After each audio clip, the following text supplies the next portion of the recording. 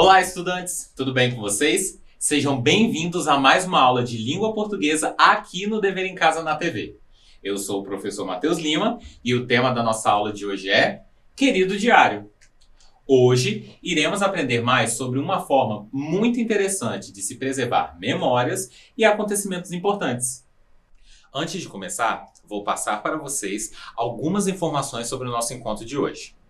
Essa aula foi planejada para os estudantes de 6º ao 7º ano da Educação de Jovens e Adultos, a EJA, e tem o eixo temático Cultura e Relações Étnico-Raciais.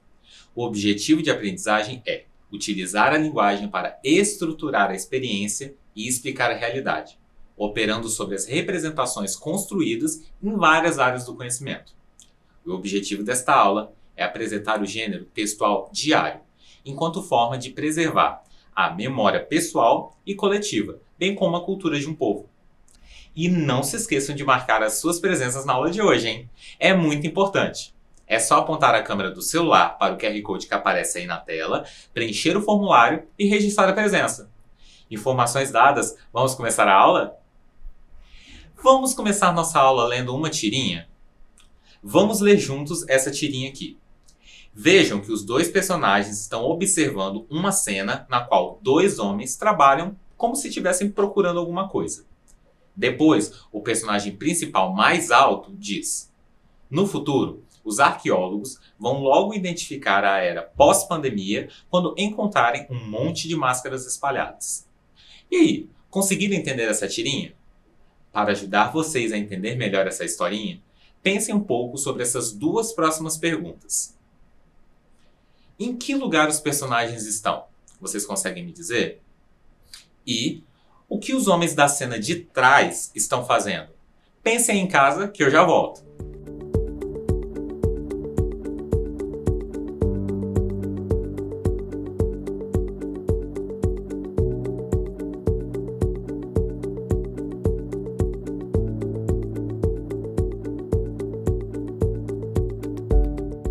E aí, pensaram? Vocês perceberam que aqui na parte de cima, no lado esquerdo, está escrito Museu de Arqueologia? A gente pode suspeitar que os dois personagens principais estão, portanto, em um museu que possui exposições sobre arqueologia. Mas vocês sabem o que é arqueologia? A arqueologia é uma ciência que busca investigar e estudar vestígios antigos ou recentes da presença humana em determinado local, a fim de entender melhor os diversos aspectos que compõem a humanidade. O arqueólogo, que é o nome dado ao profissional dessa área, é uma espécie de detetive. Ele tem o papel de investigar diversos tipos de vestígios materiais, como ruínas, armamentos e roupas, para poder entender melhor como viviam os humanos que habitavam determinado local. A arqueologia é uma palavra que é composta por duas partes, chamadas de radicais, vindas da língua grega, que são arché, que significa início, começo, e logia, que significa estudo, ciência. De uma maneira bem literal, arqueologia significa estudo do começo. Sabendo desses dois conceitos, fica fácil entender a fala dos dois personagens na tirinha. No futuro, quando os arqueólogos estiverem vasculhando algum local e acharem várias máscaras, conseguirão entender melhor sobre o período pós-pandemia de Covid-19. Mas surge a dúvida agora. Depois de todo o processo de pesquisa e estudo dos vestígios, para onde esses materiais vão? Pois bem, é para isso que servem os museus.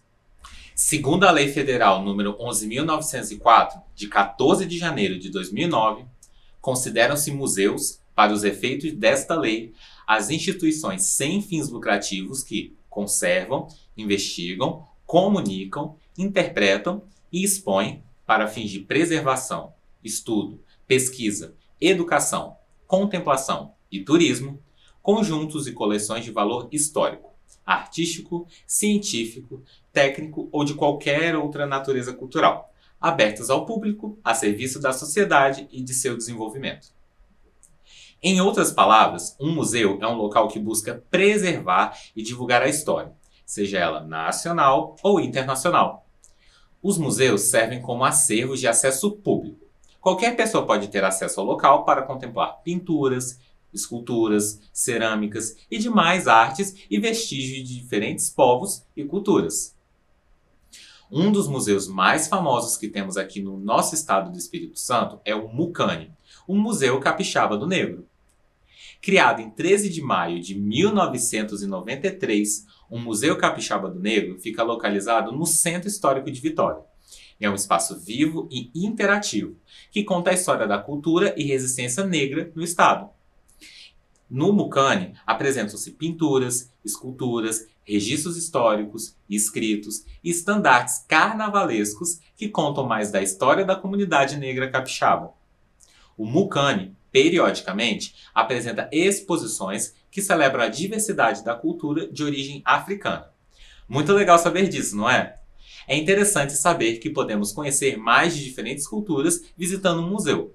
Vocês já visitaram algum? Ou conhece algum que tenham vontade de ir? Qual museu que é? Mas aí vocês podem estar se perguntando: o que arqueologia, culturas e museu têm a ver com as nossas aulas de língua portuguesa? Bom, vocês sabiam que textos e notas pessoais são vestígios históricos que podem ser usados para analisar a evolução de uma língua, conhecer línguas mortas e entender o pensamento da sociedade daquela época? Um tipo de texto que auxilia os arqueólogos e historiadores a desvendar os mistérios do passado são as notas pessoais, como é o caso do gênero textual diário. Vamos conhecer mais um pouco dele? O diário é um gênero textual que é pessoal, ou seja, geralmente ele não é divulgado para outras pessoas. Nesse gênero, o escritor ele vai relatar experiências, sentimentos, desejos, opiniões, acontecimentos e o que mais ele julgar necessário. E geralmente esse tipo de texto é escrito em um caderno, com lápis ou caneta. E, como o próprio nome já diz, é costume escrever ao menos um relato por dia, no horário que a pessoa achar necessário. Com a evolução da internet, os diários eles passaram por uma revolução, chegando também ao mundo digital. Gêneros virtuais, como é o caso dos vídeos, blogs e redes sociais, acabaram por assumir o lugar do caderno de anotações pessoais. Existem, por exemplo, os vlogs, que são vídeos que as pessoas mostram o dia a dia, relatando uma viagem, um passeio, um acontecimento. Como se fosse um diário mesmo, só que visual. Um dos exemplos mais famosos e importantes de diário na história mundial é o Diário de Anne Frank. Vocês já ouviram falar da história dela? Anne Frank foi uma garota judia, nascida em 12 de junho de 1929, em Frankfurt, na Alemanha. Ela e a sua família, devido às suas origens judaicas, tiveram que se mudar da Alemanha para a Holanda, por causa da situação econômica e política alemã, na qual o partido nazista, que era liderado por Hitler, crescia e ganhava muitos adeptos, pregando ódio, violência e perseguição contra grupos minoritários, como era o caso dos judeus. Pouco tempo depois de chegarem à Holanda, a família de Anne precisou viver escondida em um anexo secreto, devido à invasão nazista no país. A família, recebia ajuda de amigos e ex-colegas de trabalho do pai. Nesse anexo, que se localizava nesse prédio aqui, a Anne ganhou um diário onde ela relatava sua vida, as suas experiências, medos e o cotidiano dos familiares naquele anexo. Vamos ler um trechinho dele para vocês entenderem melhor como funciona o diário? Nessa parte que eu selecionei para vocês, a Anne relata para Kitty, que é o apelido que ela deu para o diário, como é a rotina noturna de sua família e de mais refugiados. Quarta-feira, 4 de agosto de 1943. Querida Kitty, agora que moramos no anexo secreto há mais de um ano, você já conhece alguma coisa de nossas vidas. Mas há fatos absolutamente indescritíveis. Há tanto que contar, tudo é tão diferente dos tempos normais. Ainda assim, só para lhe dar uma visão mais íntima da nossa vida, vou procurar descrever para você um dia comum aqui no nosso esconderijo. Vou começar com uma noite. 9 horas da noite. A operação ir para a cama, aqui entre nós, é sempre complicada e trabalhosa. Cadeiras são afastadas, camas são armadas, cobertores desdobrados, nada fica onde estava durante o dia. Eu durmo num pequeno divã, que não mede mais de 1,5 m e, por isso, tem de ser encompridado por meio de cadeiras. Um edredom, lençóis, travesseiros e cobertores são retirados da cama de Dussel, onde permanecem durante o dia. Ouve-se, invariavelmente, um barulho incrível no quarto ao lado. É a cama de Margot, dobrada em sanfona, que está sendo estirada. Novamente, cobertores, travesseiros, tudo é utilizado para tornar mais confortáveis aquelas tábuas duras. Lá em cima, parece que está trovejando, mas é apenas a cama da senhora Van Damme. Todos os dias é levada à janela. Veja você, para que a Sua Majestade, da Liuzese cor-de-rosa, possa sentir a brisa fresca penetrar em suas delicadas narinas. Perceberam que o diário é bem pessoal e não tem nenhuma estrutura textual bem definida? É costume apresentar a data completa. Existe quem gosta de colocar a hora e o local de escrita. Também existem outras pessoas que gostam de abrir a escrita como uma saudação, como se estivesse falando com um amigo. No caso de Anne, ela apelida seu diário de Kitty, como se fosse uma melhor amiga dela. De modo geral, a escrita ou produção do diário é bem livre. O mais comum é que a pessoa relate seu dia ou algo que marcou de alguma forma, explicando detalhes e o sentimento que acompanharam durante aquele período. Agora que aprendemos mais sobre a importância dos registros históricos e de como os diários podem se tornar documentos para melhor entendimento da história de um povo, vamos testar nossos conhecimentos? Vamos fazer algumas questões. Vamos lá. Questão número 1. Vamos ler esses dois textos aqui. O primeiro. Júlia, não se esqueça de lavar a louça do almoço e de comprar as batatas que eu te pedi. Beijos da mamãe. Agora, esse segundo texto. Levei um susto hoje na rua. Quando saí para comprar as batatas que mamãe havia me pedido, uma criança passou ao meu lado com um balão que estourou de repente. Acabei pulando de susto. Agora, me responda. Quais dos textos abaixo, esse aqui, o primeiro ou o segundo, quais dos textos abaixo é um trecho de um diário? Justifiquem as suas respostas.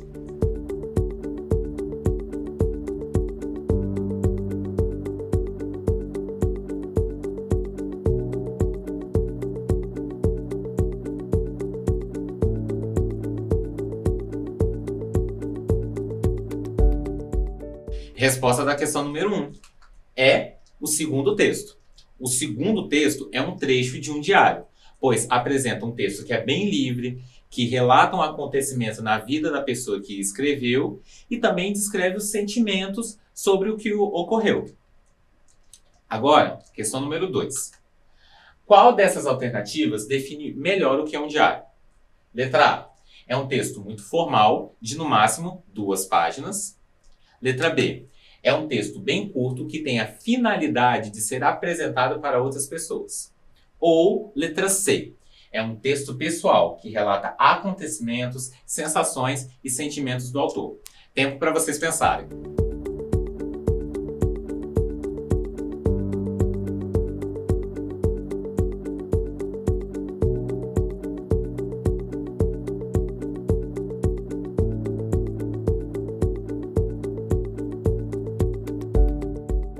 Resposta da questão 2 é a letra C.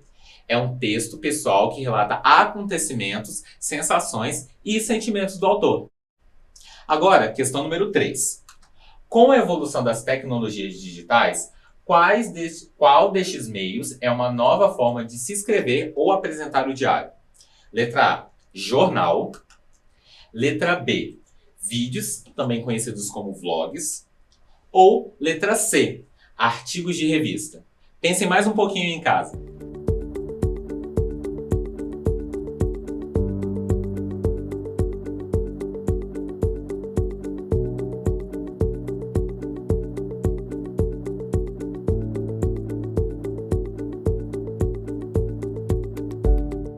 Resposta da questão 3 é a letra B. Vídeos, também conhecido como os vlogs. Os vlogs são uma forma de diário em formato de vídeo, onde a pessoa pode realizar relatos como se fosse um diário escrito. E a nossa aula está chegando ao fim. Mas Antes de nos despedirmos, eu gostaria de lembrar vocês de registrarem a presença, ok? Se ainda não registraram, apontem o celular para o QR Code que aparece aí na tela, preencham o formulário e marquem as suas presenças. Agora, vamos revisar o que vimos hoje? Na aula de hoje, nós aprendemos mais sobre o papel da arqueologia e a importância dos museus para a preservação e divulgação da cultura nacional e internacional. Conhecemos um pouco mais do Museu Capixaba do Negro, conhecido como Mucane. Aprendemos sobre o gênero textual diário e conhecemos mais da história de Anne Frank, que escreveu um diário que se tornou mundialmente conhecido e importante por retratar os horrores do período nazista na Europa. E antes de nos despedirmos, que tal um desafio? Eu quero que vocês escrevam um relato, como se fosse um diário mesmo, contando como foi o dia de vocês, algum passeio, alguma atividade que vocês fizeram, ou relatando alguma experiência marcante. Eu quero que vocês se sintam livres para escrever. Detalhe o que vocês acharem necessário, o que foi de mais importante. E também podem colocar as opiniões e os sentimentos de vocês. Depois, é só tirar uma foto e enviar para a gente através do nosso WhatsApp, que é por esse número aqui, 27 99 66 10143. Vou dar um tempinho para vocês copiarem.